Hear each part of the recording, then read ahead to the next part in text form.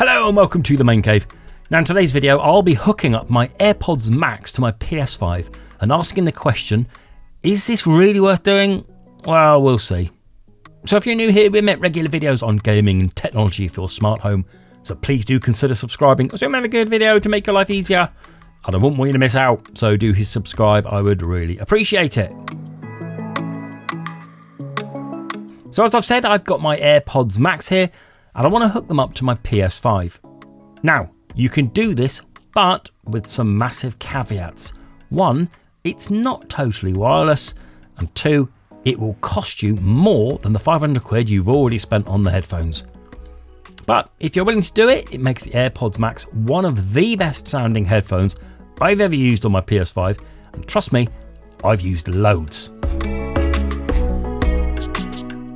So if you didn't know already, earlier this year the AirPods Max got a firmware update, meaning it can do audio via USB, and not just that, at superb lossless quality, which when combined with the PS5 means you get really good sound. Right, so let's crack on then, and here's how to do it. And the first thing you need to do is, you need to go out and buy the official Apple USB-C to 3.5mm cable at an outstanding £40. Why this one and not a third party? Well, simple really. This cable has some stuff in it such as a built-in DAC, but also the Apple tax. Well, what are you going to do?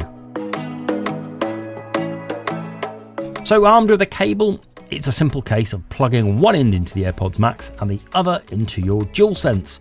Now you can go into the PS5 audio settings and do what I've done, is select Dolby Atmos. Now sit back and listen to the quality coming out of them. I think you'll agree they sound brilliant. I currently rock the InZone H7s, and compared to them, the AirPods Max are far bassier, and the position I'd say is probably marginally better. Overall though, the AirPods Max give a much brighter, deeper, fuller sound. So I have recorded some test footage, but the thing is you won't get the full experience as it will be compressed out of all proportions till it gets to you, but you might as well have a listen anyway.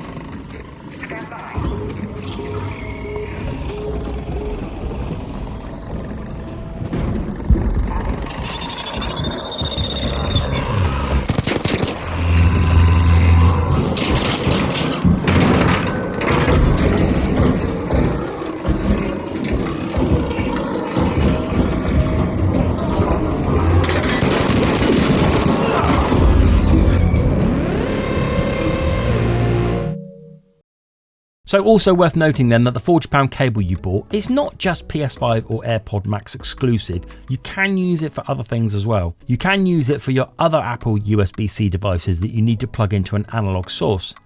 For example, I plug my AirPods Max into my Scarlett 2i2 for feedback when recording videos. So other than actually having a cable and not being able to use the headphones wirelessly, which to be fair, it isn't much of an issue, what more downsides are there?